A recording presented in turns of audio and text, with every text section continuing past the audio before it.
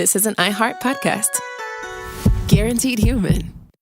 The springtime thaw is finally here. Flowers are blooming. Days are longer. We're saying yes to more plans and finally getting outside, running, walking, just moving again. It's the perfect time to upgrade your everyday go-tos with Bombas. Take Bombas sport socks. They're super comfortable and designed with sport-specific tech for running, cycling, yoga, hiking, you name it. I use them to run in, and I can tell you they work beautifully. So head over to bombas.com and use code SYSK for 20% off your first purchase. That's BOMBAS.com, code SYSK at checkout. Hey folks, owning a home means one thing. Something's gonna break. AC, plumbing, fridge, and it's never convenient or cheap. That's where American Home Shield comes in. An AHS Home warranty can help protect your wallet from pricey breakdowns on even your oldest appliances and systems. And if they can't repair the covered item, they'll replace it. So check out American Home Shield and get 20% off any plan at ahs.com/SYSK and see promo details. See ahs.com/contracts for coverage details, including service fees, limitations, and exclusions. American Home Shield. Don't worry. Be warranty. Welcome to Stuff You Should Know, a production of iHeartRadio.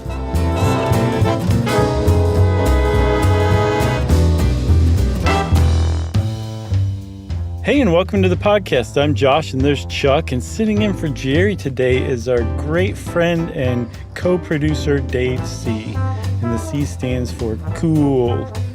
Say hello, Dave. Hi, everybody. That's a really great Dave impression. He's a troll. He is. I always hear him as wah, wah, wah, wah, wah, wah. Dave is great. I wish you all knew him, but we do, and so he's ours. You're going to have to take our word for it. That's right. Speaking of take our word for it, Chuck, I have to say to all the people who don't know much about Mount St. Helens, prepare to have your socks knocked off. Or your lid blown. Or your skin seared off of your muscle. Yeah, this is a good one. This is, this is so bread and butter stuff you should know. It is. I don't know why it took us almost 16 years to get to it. And none of that margarine stuff or low fat. It's like full milk fat butter. Oh, man. Bread and butter stuff you should know. Salted butter even. You like salted, huh? Well, it depends on what you're using it for. I like just plain unsalted butter, even on a bread and butter piece of like bread with butter. Yeah, mainly with like baking and cooking. It's like, that's when it matters. Yeah, I gotcha. What's your brand? Oh, boy, it depends. I love to get I hate to be that guy, but I do love to get the local butter when we go to our farmer's market and get it from our CSA. What's wrong with that? Well, I don't know. Oh, Chuck, you can't just say parquet, can you? Right, you must be a social justice warrior. You buy local butter. I do like that. What's the stuff, the Irish butter in the grocery store? That's my brand. Kerrygold. Kerrygold. That's good too. Like I've researched it. Like I've literally researched butter because I want to get the most bang for my buck.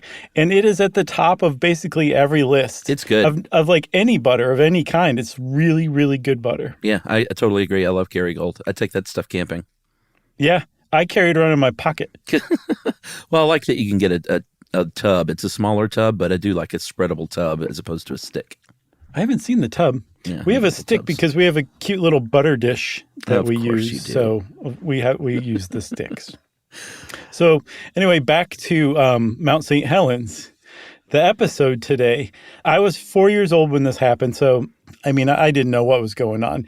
But I imagine you were like, holy cow, this is one of the most amazing things I've ever seen on my TV. Yeah, I was 9, and I remember it being a big deal. But it's funny, when I was researching this and then watching, there's a really, really great thing on YouTube that I recommend that A&E put out years ago. It was called Minute by Minute, the eruption of Mount St. Helens. Really gripping stuff, as A&E used to do. You know, they probably still do that kind of stuff. But I don't know. All of the media around it, I was thinking like, man, and I don't know if it was more regional or if it truly was nationwide, but I remember the eruption, but I didn't remember like the 6 weeks leading up to it, which was a very big deal. Yeah.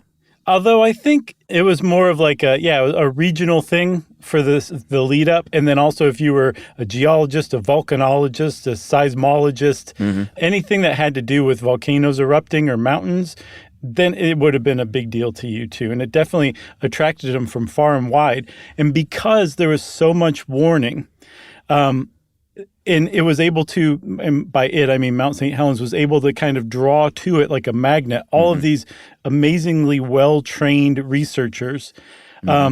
They were there when it went off. And it's probably the best documented volcano in history because of that. Yeah, I mean, because like you said, Mount St. Helens is basically saying, it's coming, everyone. Would you like to document this? Yeah. I'm telling you, again, it's coming. Yep. And I'll show you in lots of different scary ways that it's coming.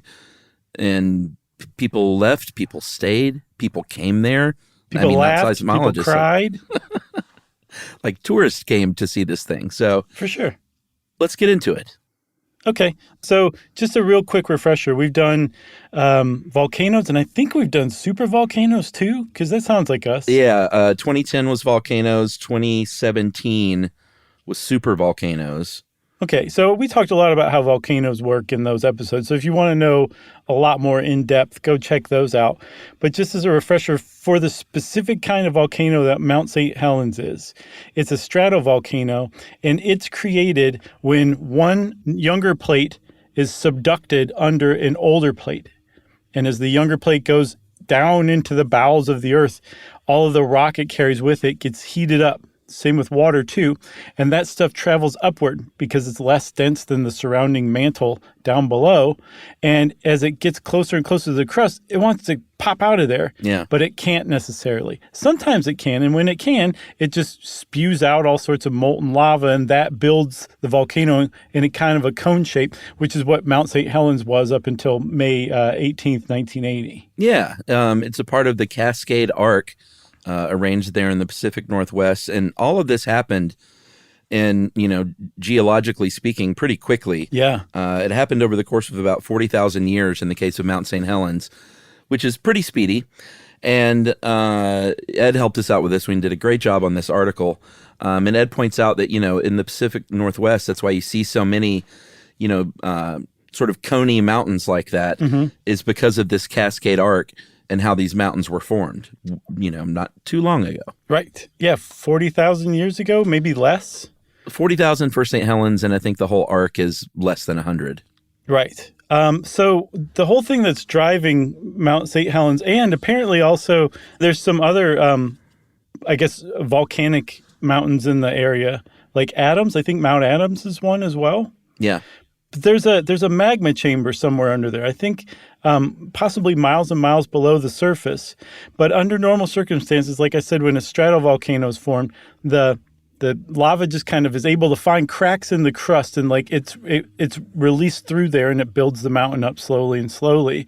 But if there's not a crack in the crust, as in the case where Mount St. Helens is, that magma starts to back up. It hits the crust, and it starts to back up below. And all of a sudden you have a lot of stuff going on that makes things go kaboom when the right set of circumstances happens. Yeah, this is pretty notable. This magma chamber is and was quite large. And like you said, it's looking for a place to go. But if it doesn't have a place to go, what'll happen? And as you'll see, this is what happened in the case of Mount St. Helens, is it starts bulging, and like the mountain. If you're a geologist, it's super exciting to see this happen, even though it's very scary and dangerous. But when a geologist sees an actual mountain start to bulge out in a direction, and we're talking, hundreds of feet of bulge over the course of a pretty short period of time, then it's pretty it's a pretty notable thing. And that's exactly what was happening in the case of the magma chamber there in Washington. Yeah, like this pressure is building up so much, it's causing a boil on the mountain. Yeah. The mountain grows a goiter, basically, and that's just full of pressure and magma just waiting to go off. It doesn't always go off. And in fact, Mount St. Helens had two bulges, also called cryptodomes, which is pretty awesome, from previous volcanic eruptions. One was called Goat Rocks Bulge, and then the other one was called the Sugar Bowl Bulge.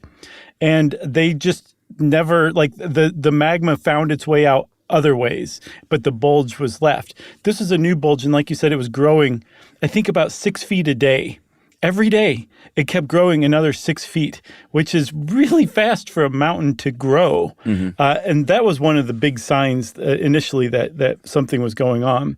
And one more thing before we start to get into Mount St. Helens itself, Chuck. I think we need to say, like, Mount St. Helens was big. It was a big eruption, but it was not the biggest eruption Mount St. Helens has ever had. And apparently the biggest eruption it's ever had came just about 4,000 years ago, which is within traditional, like, folk tale memory. Yeah, I mean, it had been an active volcano for 40,000 years, but the big one before 1980 was, like you said, I was trying to look at a specific year, but let's just say 4,000 years ago.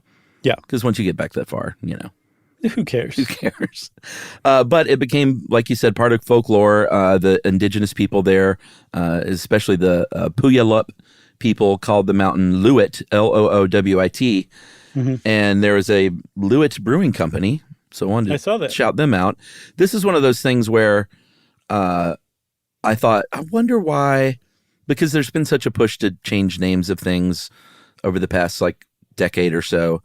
This is one that it seems so, like, sort of egregious that we should call it Loowit and not Mount St. Helens.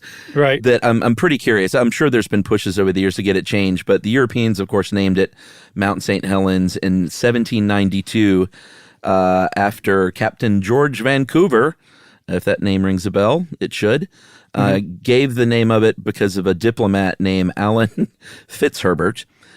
Didn't call it Fitzherbert Peak or anything like that. Okay. Because his noble title was Baron St. Helens. Thank God. But here's the rub, is that Alan Fitzherbert never even saw Mount St. Helens, the mountain named after him. So, like, I don't know. Maybe let's call this one Loowit. Yeah. I think that's a great idea, actually. And the reason they call it Loowit, she was named after a famous volcanic fire tender woman, and Loowit and a couple of other men who fell in love with her and fought for her Loowit became Mount St. Helens, or Loowit if you want to call it that, and then the other men who were fighting for her became Mount Hood and Mount Adams. They were smited by the Creator God and turned into mountains for fighting. And there's legends not just from the Puyallup, but other indigenous tribes around the area that something really big happened, and it looks like what it is a geomyth, which we've talked about before, and I think the Great Floods episode, that has been handed down generation after generation that describes this enormous eruption 4,000 years ago. Pretty good stuff. Yeah, for sure. And it was a big eruption, too. There's just one other thing. There is a layer of tephra, of basically volcanic ash and debris and stuff, that is so thick and so wide, it goes up into British Columbia. And 62 miles away from Mount St. Helens, it's still 20 inches thick, almost 2 feet thick of ash, 62 miles away. That's how big that 4,000 year ago eruption was. That's huge. And all this to say that Mount St. Helens, which has an S, by the way. Did you know that? Yeah, I did. You keep saying Helen. I just wondered. I'm being short because I don't want to take up too much time talking about certain things. Oh, that's good. That reminds me of the guy in college who fell on the sidewalk and his books splayed out, and then he acted like he was reading. Yeah, I love that story. I forgot about him. All this to say is that Mount St. Helens had been, had a long history of activity. So it's not like anyone ever thought, well, that thing is done and it's never going to happen again. No, definitely not. Because also in the 19th century, there was a lot of eruptions, too. There's a painting by a Canadian artist named Paul Kane who painted an 1847 eruption. So, I mean, starting in the 19th century, Mount St. Helens was documented pretty clearly, scientifically, too, as being an eruptive volcano, a disruptive volcano, you can almost say. All right. Shall we take a break? Yeah. That's a nice prelude. I think so, too. All right. We'll be back right after this. Learning stuff with Joshua and Charles. Stuff you should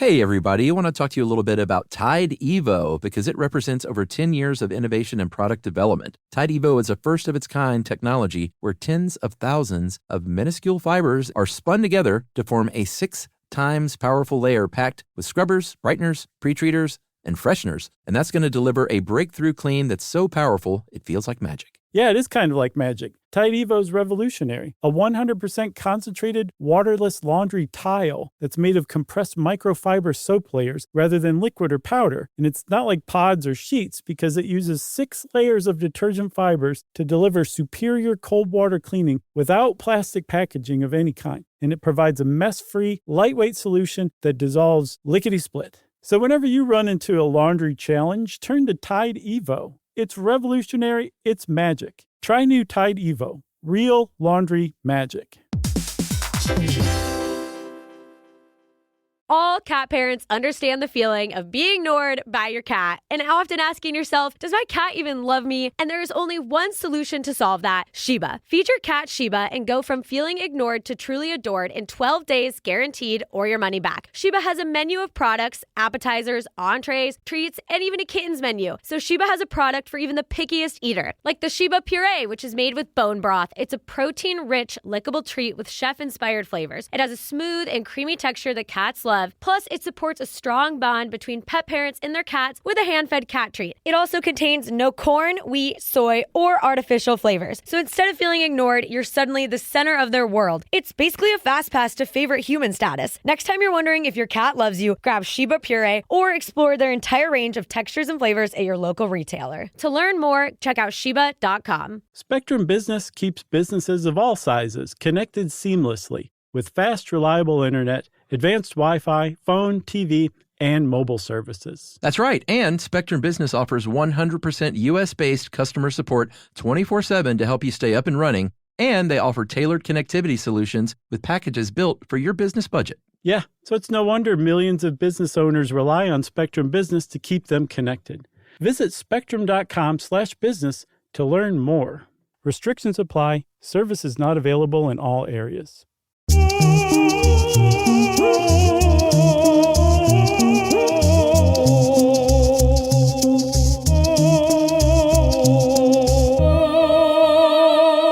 Okay, so we got a nice background on Mount St. Helens. It had been very active for or on and off active for 40,000 years, including, I believe, the last sort of big one was in 1857. Not too long after that, in 1908, about 1 million acres of land became part of Columbia National Forest, which was hence renamed Gifford Pinchot or Pinchot. I never know how to say that. The Bronson Pinchot National Forest. National Forest, and that was in 1949. And Mount St. Helens is inside that national forest. All this is sort of a long way of saying it wasn't like super populated. It wasn't surrounded by neighborhoods and suburbs and stuff like that. Right. But there was something, or is still something called Spirit Lake there, near the base of the mountain, which is, they have like youth camps there. People had cabins here and there. There were recreational activities that all over the place. So it's not like no one was there, but it wasn't heavily populated. Right. Well put. So the whole thing starts, actually, even before the whole thing started, and I saw in 1975 that 2 volcanologists published a paper saying that it was very likely Mount St. Helens was going to erupt in the 20th century at some point, like a big one. Yeah. And 5 years later, on March 20th, 1980, the whole thing was kicked off by a 4.0 earthquake, which is nothing to sneeze at. And it was at the mountain, like this earthquake took place at the mountain. And all of a sudden, within 5 days, there were quake storms. There was 24 quakes of 4.0 or greater within 8 hours. Oh, man. When a volcano starts doing that and you're detecting it, that's when the geologists come running from far and wide. Yeah, so they, the word gets out, and they did come running from far and wide, and they, set up camp there at various places. Other just sort of, as I learned from watching this A&E special, that there are like volcano chasers even that they hear about this stuff. They're fascinated by it. I guess it's just sort of amateur geo enthusiasts. And people started kind of coming in there because they got wind that something may be brewing. at Mount St. Helens, including, and this is, there are all kinds of people we could feature story-wise, but one gentleman we are going to feature, his name was David Johnston, and he was a volcanologist at the USGS, the United States Geographical Survey. And he was one of the, there were some great interviews with him in this A&E special. He's a very young guy, super excited to be there. And he was one of the ones kind of sounding the alarm, along with his partner, this guy named Don Swanson, about, hey, the S is getting real here, everybody. And it looks like people need to start leaving. Yeah, the thing is the people who did live on the mountain were not the kind of folk who listened to the government, pencil neck college boys, or the government to be told leave your home. And then also there was those youth groups that were like, you're going to ruin our week at Spirit Lake. Yeah. There was also Weyerhaeuser. They're hoping to get to first base. Exactly. It's like a roller rink over there. Yeah. And then there was Weyerhaeuser, who had a contract to be able to log on the mountain. They definitely didn't want to have to shut down operations. So there's a lot of pressure, a surprising amount of pressure, more than you would think, to keep the mountain open. And David Johnston and Don Swanson and some of the other colleagues were like, you really can't do this. And they managed to convince the governor of Washington that it was the right move. And then later on, as we'll see, there was even more pressure to reopen because things didn't go as fast as everyone thought. And they managed to push that back as well. And as a result, David Johnston is frequently credited for saving thousands of lives potentially, which is pretty cool. I mean, and everything I've seen about him, he was a genuinely great person and also a really great pioneer in volcanology too. Yeah, absolutely. They did eventually set up what they called a red zone, and a lot of people did evacuate. There were some notable people who didn't. Certainly, we need to mention Harry Truman. Obviously not the president, but he was this old codger who ran the lodge there, and he became a folk hero because he famously thumbed his nose and stayed and said, I'm a part of this place. It's a part of me. If the mountain goes, I'm going to go with it. Art Carney played him in the movie version. He got a lot of media attention, along with his 16 cats, which is the only part of the story. Hey man, I'm all for people evacuating to keep people safe, but I'm also if some old mountain man wants to stay up there and go down with the volcano, that's his right. But send the cats away. Don't say I'm going to go down and kill these 16 cats at the same time. Right. Yeah, it's kind of like being buried in medieval times and having your live horse buried with you. Yeah, I don't know, man. Once I heard about the cats, because I was all into this guy.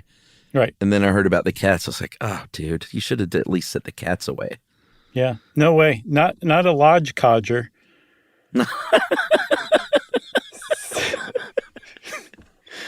So Harry Truman will come back in. This is Harry R. Truman, by the way. Everybody said his middle initial to differentiate him. Right. He'll come back in later. But so the last thing that happened on the mountain, March 25th, in 8 hours, there's 24 4.0 or greater magnitude earthquakes, and that brought everybody running. This whole thing was so perfectly planned that on the day of the eruption, there was the mineral and gem show in Yakima, I think less than 100 miles away from Mount St. Helens. So anybody who had anything to do with geology just happened to be in the area or was purposefully in the area. Yeah. And then on March 27th, it's just getting more and more and more. There was an actual eruption, right? Yeah. So this was, compared to what eventually ended up happening, you could call this a sort of mini eruption, even though it made a big boom. Apparently it was a pretty cloudy day, so it wasn't super visible, but the ash column went up 6,500 feet into the air. That's nothing to sneeze at. And a new crater formed at the summit, which grew to about 1,600 feet wide. Mm-hmm. So it was a major thing. There was another one on the 28th, again throwing ash into the air. And this is basically from that point through the big one in mid-May, it was just constant warning, constant upheaval, mudslides, avalanches, craters growing. And like the mountain is saying, like, it's going to happen, people. This is not a false alarm. Right. Until things calm down. And that's what you were talking about earlier. Like things kind of settle down on, what was that, like? Around the 15th. Yeah, basically. around the 15th of May, to where the people got antsy that were evacuated and said, hey, listen, we want to go back and check on our stuff. Yeah. And the governor eventually was like, all right, I think at the time, and I think Washington still is a little bit of one of those, like, not quite live free or die, but, like, all right, listen, these people pay taxes. They want to go back to their homes. Sign a waiver that you're not going to sue us and let them go back there. And that's what they did. They did. There's footage of them signing waivers on the hood of a car with some obvious state lawyer in a three-piece suit, handing people a pen and being like, sign here. It's really hilarious. But they did. Some people started to trickle in. And that's actually why there were, I think, and we ended up with 57 casualties, 57 people died. And that was one reason why it was actually that high. Could have been less, but people were allowed to trickle back in. They still kept like a perimeter, but I think it was kind of porous. If you wanted to get through, you could get through. And there are stories in that minute-by-minute episode of people. There's this one backpacker who is probably hilarious at parties because he makes like a funny voice for the police when the police is talking, when he's recreating a conversation he had. It was funny. He snuck through with friends. There are a lot of people on the mountain that otherwise might not have been had they kept it closed. But they did open it up a little bit. And it was because nothing had happened for a little while. And then about 3 days later, everything happened. You said S was getting real. This is when the S hit the fan. Yeah. Well, I mean, just prior to this, I guess let's back up 1/2 second and let you know about what happened with David Johnson and Don Swanson. They had moved from their initial base at Coldwater 1, which was about, I think, 8 or 9 miles away, to their second station, which was called Coldwater 2, which is about 5 to 6 miles from the mountain. And notably, it was on the northeast side of the mountain, which turned out to be the wrong spot to be. But, these guys knew what was going on. They know it's a dangerous job. And apparently they were swapping, taking shifts. And Don Swanson got the call from Johnston, and he said, hey, listen, I've got tonight and tomorrow. If you come and relieve me the next day. And then on May 18th, 1980 is when Johnston was there, when everything went boom.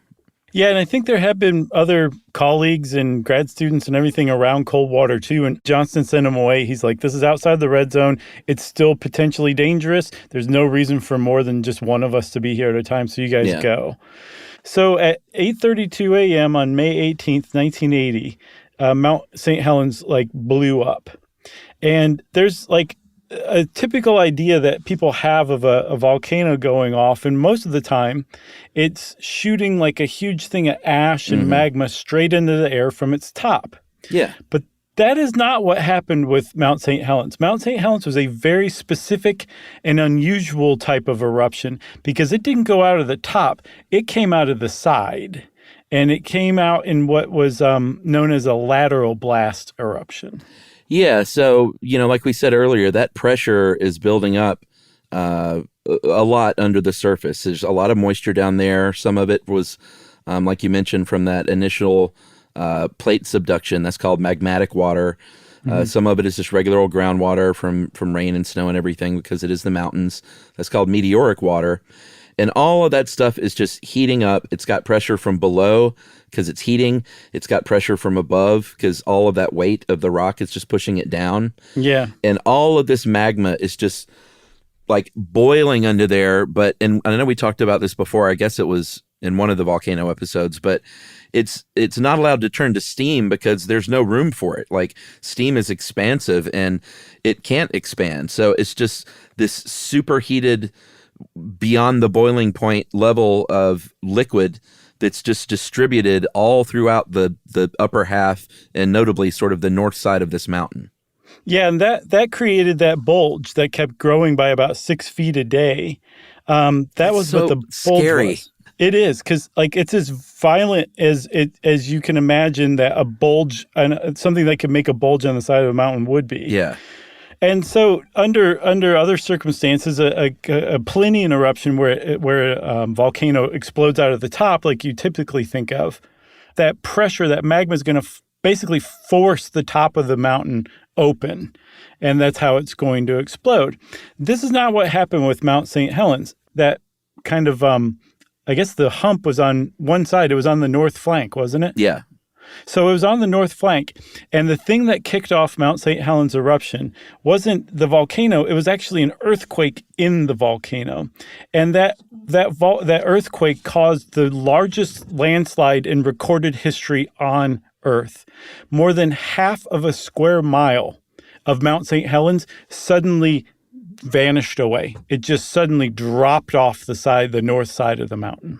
Yeah, and it's like you should really go check out the footage of this stuff. It's some of the most amazing like natural geologic disaster footage I've ever seen. Mm-hmm. Just to see this mountain, and then especially in the A&E thing, to see people interviewed describing like seeing this with their eyeballs. It was just like, it was incomprehensible what they were witnessing, like a mountain that large and part of it just going away immediately. Yeah, and one of the reasons they were able to witness it, and we have such great documentation, is because at 8:32 a.m., a pair of geologists, husband and wife geologists, happened to be flying in a plane. Yeah. Because they'd hired a plane to go look at Mount St. Helens because they'd heard that, there's some stuff going on. And they happened to make one more pass right as that earthquake dropped the side of the mountain. They were like right above it in a plane, as a matter of fact. Yeah, where's her quote? Should we read that? Yeah. This is Dorothy Stoffel. In 2019, she said, "The whole north half of the mountain that we were flying just 500 feet above began churning, and a mile-long fracture shot across the mountain. Faster than our minds could absorb, the north half of the mountain just became like fluid and slid away." Amazing. I saw somebody else describe it as like a zipper opening along the mountain. Yeah, and there were amateur photographers around for some of this stuff. Some of these hikers, like that guy you mentioned that was telling the story in funny voices. Yeah. And volcano chasers, like they got some one guy got like 22 pictures in a row, and this is when it eventually blew. The other guy got like 6 or 8 pictures. Mm-hmm. There was a family camping with their 2 young daughters. Oh man. And that guy, they were, on the north side, well below it, but within the range. And he was like, speaking to how it didn't blow from the top, he said it looked like somebody shot a shotgun out of the side of this mountain pointed at us. So ash was raining down, but it was raining like at people and less down from the sky. Right, exactly. It wasn't going up and then coming back down. It was coming straight at you if you were anywhere north of the mountain. Yeah.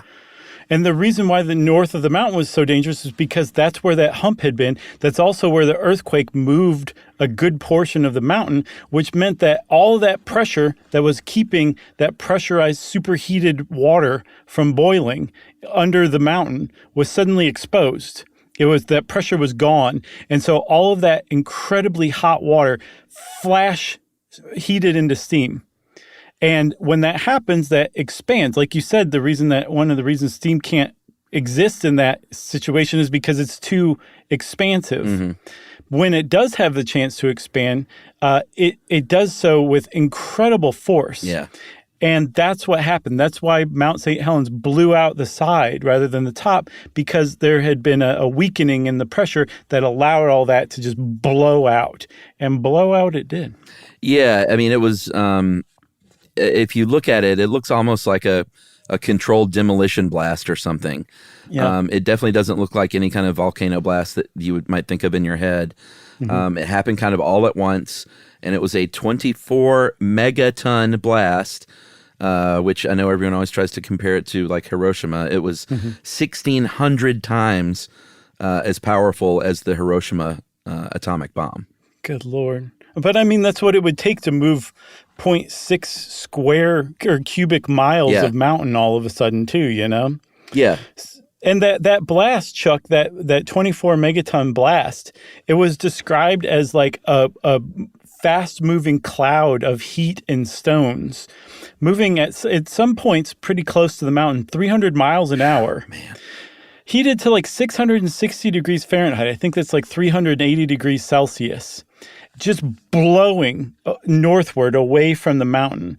And everything within 8 miles of that, of the mountain, was in that blast zone. And if you'll recall correctly, David Johnston's Coldwater 2 camp was within about 5 miles. Yeah, he obviously didn't make it. I think they found pieces of his trailer like a decade later. He had time to send out one signal, which was over his radio, Vancouver, this is it. The only person to pick that up was a ham radio operator nearby. And they renamed that area Johnston Ridge in his honor. Obviously, Harry Truman perished along with those 16 cats. And he was close enough to where I saw that they said that he and everything around him was basically instantly vaporized. Like he wouldn't have felt anything. It would have happened. His death and vaporization would have happened in like less than a second. Yeah, I have the impression the same thing happened to David Johnston, and also that ham radio operator who was volunteering to kind of document it. He documented David Johnston getting covered up. He said, gentlemen, the camper in the car that's sitting over to the south of me, he was talking about David Johnston, is covered. It's going to hit me too. And that was Jerry Martin, that ham radio operator, and that was his last transmission. Man. He was vaporized as well, essentially. Everything north of the mountain within 8 miles was just destroyed. Like entire 100-foot trees that were like 10, 12 feet in diameter, just completely flattened and also denuded of any bark on the way as well. And this was just the blast. That the landslide that was created from the earthquake that initially triggered the eruption, that had some incredible effects as well. Yeah, because what you've got, beyond this avalanche happening is you've got all of a sudden all this heat happens in a place where there's a lot of snow. So that snow melts, all that glacier ice melts, and you have flooding and you have mudslides, and you have a word that I had never even heard of before Ed included it in here, which was lahar, which sounds like just a mudslide on steroids. Yeah. Like a mudslide carrying ammunition with it. Right. And this is just raining down everywhere and like causing a path of destruction that hasn't been seen in like modern times in this country. Yeah, it was like it had so much power, Chuck, that slide did, that one part of it was carrying chunks of rock as big as 558 feet or 170 meters across. Wow. That's as big as a 50-story building. It was moving rocks that size. Holy cow. Fast as you can imagine down the mountain into the valleys. And I saw it described as if you were watching it from a ridge, as some people were, like far away, you would see the cloud or the debris starting to come at you. It would disappear into a valley, and then all of a sudden it would come up over the ridge and keep going. It was just filling valleys with rocks and debris. It's unimaginable trying to grasp what happened. And it's even crazier that some people were actually there watching this happen. Crazy. It is crazy. You want to take a break? Yeah, we'll take a break and talk a little bit more about the after effects right after this. Learning stuff with Joshua and Charles. Stuff you should know.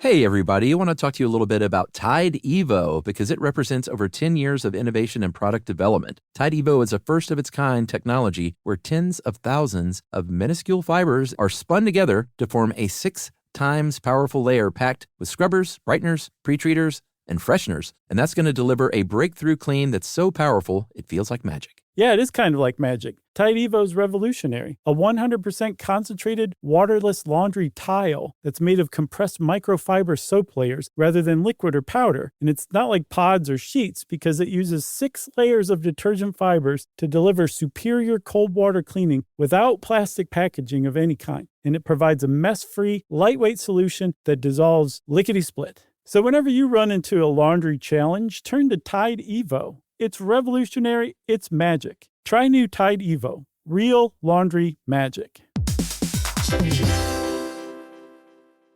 All cat parents understand the feeling of being ignored by your cat and often asking yourself, does my cat even love me? And there is only one solution to solve that, Sheba. Feed your cat Sheba and go from feeling ignored to truly adored in 12 days guaranteed or your money back. Sheba has a menu of products, appetizers, entrees, treats, and even a kitten's menu. So Sheba has a product for even the pickiest eater, like the Sheba Puree, which is made with bone broth. It's a protein-rich, lickable treat with chef-inspired flavors. It has a smooth and creamy texture that cats love. Plus, it supports a strong bond between pet parents and their cats with a hand-fed cat treat. It also contains no corn, wheat, soy, or artificial flavors. So instead of feeling ignored, you're suddenly the center of their world. It's basically a fast pass to favorite human status. Next time you're wondering if your cat loves you, grab Sheba Puree or explore their entire range of textures and flavors at your local retailer. To learn more, check out Sheba.com. Spectrum Business keeps businesses of all sizes connected seamlessly with fast, reliable internet, advanced Wi-Fi, phone, TV,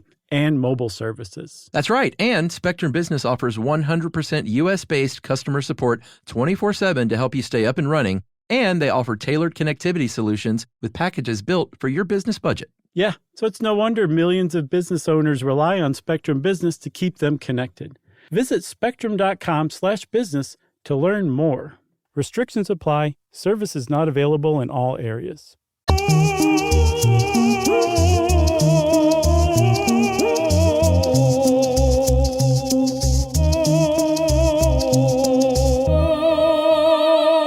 Okay, and we're back. And as Chuck promised everyone, it's After Effect time.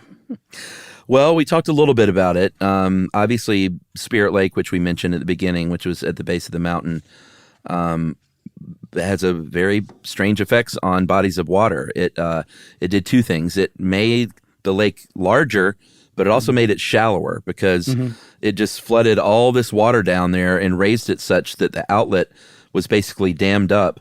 And so the lake got a whole lot bigger, but it reduced its depth by about 80 feet. I think 5 years later, they built a spillway tunnel to control the depth of the lake. 200 homes and cabins and about 200 miles of road and railways were completely obliterated. Yeah. I also saw that lake was now 200 feet higher in elevation than it had been before. As if like there was so much debris, it like raised the lake 200 feet, even though it also made it shallower. It's nuts. And I think it lowered the ultimate height of Mount St. Helens, right? Yeah, I can't remember. I think by like 600 meters or something like that, some ridiculous amount of height just blown off. And that was another thing too, like the after effects of it. If you look at Mount St. Helens today, or especially like right afterward, turned into like an amphitheater. Yeah. Like the north side was blown out and the other sides were kind of curved around. And what was neat is one of the huge after effects of Mount St. Helens, one of the more positive ones, is I saw it described as like a crash course for volcanologists and seismologists and everybody who are now just had this amazing natural laboratory to study in. And that the eruption, because it was a lateral blast, opened up like basically a cross-section of the mountain that they could study now its past history from the inside out, which I thought was pretty neat. And a young Trey Anastasio said, "One day I shall play at the base of that amphitheater." Oh, did he? And bore people with noodling on my guitar. Did they play there? No, I don't think so. I don't think there's anything there. I was just kidding. Oh, wow. That was just completely made up. Oh, yeah. I never will miss a chance to take a dig at fish. I'm with you. So ash is raining down and out. It literally darkened the skies. When this ash, if you were close enough to it, it would literally burn you alive. Yeah. If you're far away, it can just create a lot of problems. Everything from just equipment not working, electrical outages and blackouts and brownouts. Visibility is obviously terrible. As far as crops go, certain crops were wiped out by this ash and the toxic gases. Some of them did a little bit better because they just got a little bit of the ash in it. Ash will help promote rainfall and hold moisture in the ground better. So apparently wheat crops and apple crops fared pretty well. Yeah, that was surprising. Yeah. I also saw there was a lot of devastation. Any big game animal in the blast zone was, I said big game animal, by the way, was in the blast zone, was killed without question. But they were very surprised. Biologists who went in to investigate shortly afterward found there were like entire communities and ecosystems of smaller animals and plants, microbes, fungi that had survived just fine and were among the first to recolonize and were part of the reason why Mount St. Helens ecosystem started to rebound so quickly. I mean, that's what'll happen, right? If the Earth ever just burns up into a fiery ball, that'll just become a big mushroom field, right? Probably. And then the animals that lived underground will come above ground and say, "It's our time, baby." I look forward to that day for some reason.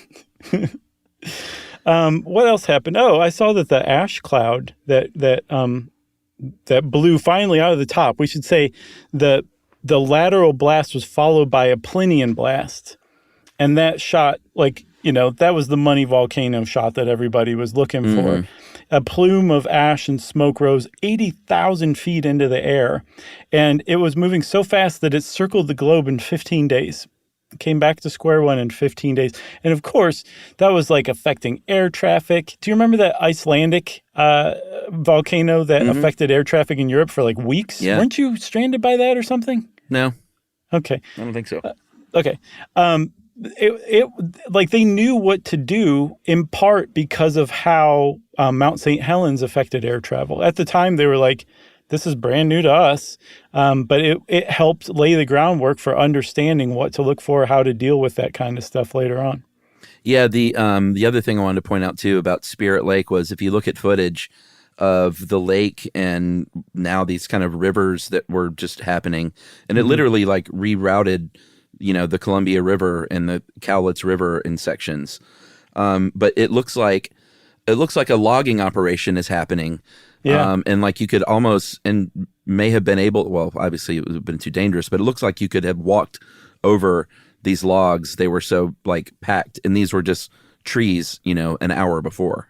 Yeah. If you could do that lumberjack log rolling thing, you could have probably made it across the lake. Probably could have. But there, in that minute by minute episode, there was a pair of high school sweethearts who'd been camping. Yeah, and they had a harrowing experience because they both got thrown into Spirit Lake, and the boyfriend was able to rescue the girlfriend as the logs were starting to close in on him. He pulled her out from the lake, and they were hanging on to logs when they finally made it out and were rescued.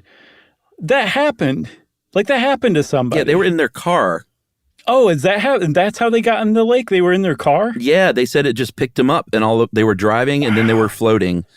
And they said that she said my instinct was to get out of the car, but there was nowhere to go.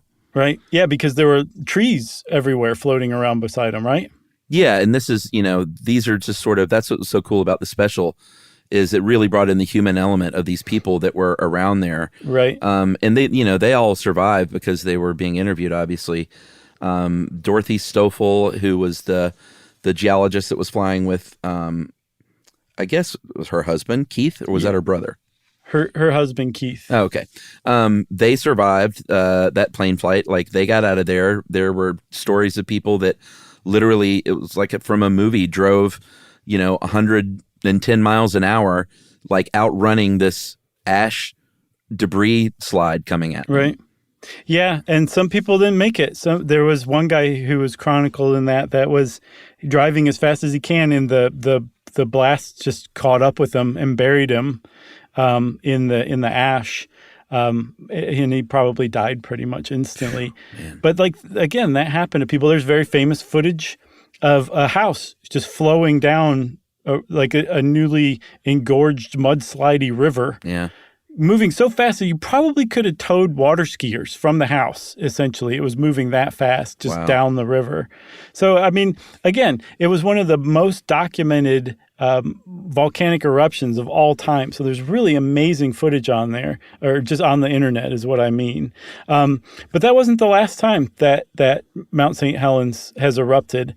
I think it erupted a few times between 1980 and maybe 1996, I think. Yeah. And then the biggest one recently was between 2004 and 2008. Yeah, it started sort of getting a little more active again. This time, though, one of the things that, to the benefit of the surrounding area when a volcano blows like that, is that pressure is released. And it's going to take a long time to build back up to that level again, kind of depending on how it reforms on top of it. But this time, apparently, there are more ways for this pressure to be released. So I think it's just sort of the pressure's being released a little more gradually since 2004. That's my impression too. But they do say that, like, oh no, like it will happen again. Like things are, there is a new lava dome growing, and the pressure is going to build up, and it could be in 1,000 years or it could be in 10 years. Yeah, we just don't know. No, but they are studying it. Like there's a lot of active research and study going on at Mount St. Helens now. Yeah, I believe, the eruption was such a big deal that they've opened, the USGS opened a research station nearby. And also that 2004 activity basically ran from 2004 to 2008. Like you said, they've been studying the mountain closely. So there's amazing time-lapse footage of those 4 years. And it's astounding how fast and how big Mount St. Helens just grows from that eruption activity. It's called Time-Lapse Images of Mount St. Helens Dome Growth. It's on YouTube. And I recommend checking that out as well. Yeah, I would just be careful when you Google dome growth. Right. Or bulge growth. Oh, boy. So, man, we are so juvenile sometimes, aren't we? Sure. And by we, I mean me. No, me too. But like we said, Mount St. Helens bounced back, Spirit Lake opened back up, and the Coldwater 2 station has been renamed after David Johnston. And there's an amazing memorial, too. I saw on some TripAdvisor post that somebody said it was like one of the best, like not welcome center, but, information centers that the person's ever been to. So yeah, I would like to go there someday. The cookies are unreal. Right. You got anything else? I got nothing else. All right. Well, go forth and research Mount St. Helens with an S. And you can start doing that by watching Dante's Peak. Since I said Dante's Peak, it's time for listener mail. This is following up on an email that you particularly liked from our Spooktacular. Okay. Hey guys, thoroughly enjoying the most recent Spooktacular. The accents are comedy genius. Nice. Meagle, do you want to pop in and say hi? Hello. Perfect. I'm going to bring Meagle back every now and then, by the way. Just want to prepare you and the audience. Okay. I wanted to address a couple of 1800s diction issues that cause some puzzlement. When you guys talked about toilet, it's basically what Josh said. I've always thought of it as freshening up in the bathroom, washing your face and hands when first waking up or going to bed. I double-checked with Merriam-Webster, though, and it's more generally dressing and grooming. Okay. That makes sense. Yeah, sure. On the other hand, the strangers in the beverage from the toll house is a lot more puzzling. Yeah, it is. I had no idea what it meant, and although Josh's guess that beverage meant the pub was clever, it doesn't really make sense. Just as a reminder, the sentence is talking about some men drinking tea in an inn and pausing to, quote, discover the sex and dates of arrival of the strangers, which floated in some numbers in the beverage, end quote. I think I found the answer, though, guys, in a dictionary of Scottish dialect. We love this stuff, by the way. Yeah, this is amazing. Tea leaves floating on the surface of your drink are considered omens that you'll meet someone new. So these tea leaves are called strangers. If you pick up a stranger and bite it, the toughness will tell you whether the new acquaintance will be male or female. Amazing. Amazing. I'm going to guess there's also a way to predict the date you meet this person, although I didn't see reference to that. So that's what the characters are doing, guys, using tea leaves to predict the future. By the way, other omens can also be strangers, like unburned candle wicks or soot on grates. I've loved the show for years. Look forward to many more. That is a great email, Nat Jacobs. Fantastic sleuthing. Yep. And we are super grateful. Top to bottom, start to finish, wonderful email. Also, just put so nicely, too. Not like you big dummies. Yeah. Because I got it pretty wrong. It was a terrible guess. I didn't think it was a bad guess. But I mean, that was really hard. Like, that was obscure, Yeah, very much. Anyway, I love knowing that now. That was one of my favorite emails. So thanks a lot, Nat. And if you want to be like Nat and get in touch with us in the best way possible, you can send us an email to stuffpodcast@iheartradio.com. Stuff You Should Know is a production of iHeartRadio. For more podcasts from iHeartRadio, visit the iHeartRadio app, Apple Podcasts, or wherever you listen to your favorite shows.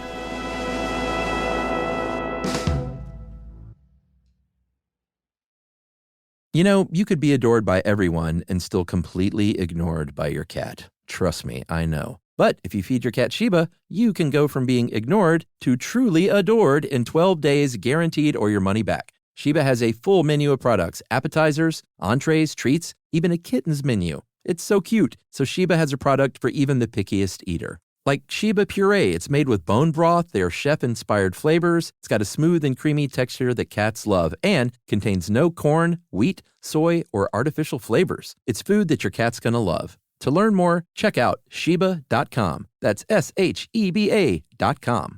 Introducing the all-new Mazda CX-5, featuring more connection. Hey Google, where's the nearest Pilates class? Safety that has your back. More discovery on the scenic routes. More passion in the details. And more control in changing weather. The all-new Mazda CX-5. More to move every side of you.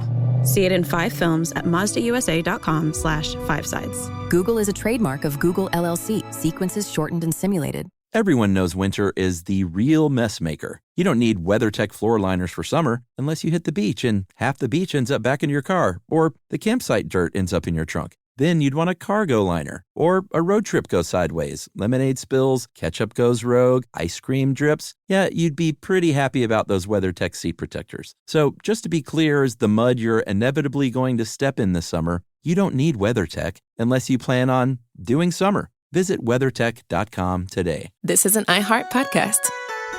Guaranteed human.